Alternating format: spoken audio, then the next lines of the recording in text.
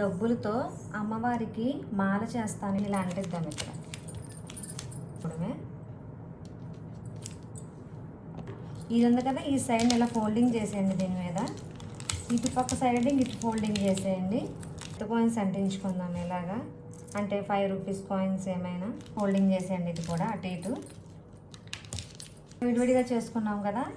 ఇవన్నీ ఇలా జాయింట్ చేసుకోవాలి. చూపిస్తాను మీకు. తీసుకోండి, దానికి ఇలా అంటించేయండి. ఇంకొక ప్లాస్టర్ తీసుకోండి, ఇలా అంటించేయండి.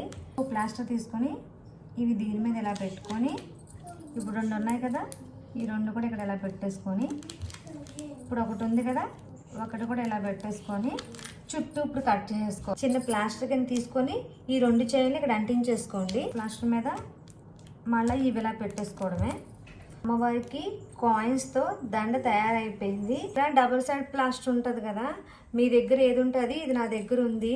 ఇది కట్ చేసేసుకొని కవర్కి అంటించేసాను. నెక్స్ట్ సైడ్ ఇలా అంటించేసుకొని కవర్ దానికి అంటించేసాను. ఇప్పుడు అమ్మవారికి డబ్బులతో మాల రెడీ అయిపోయింది.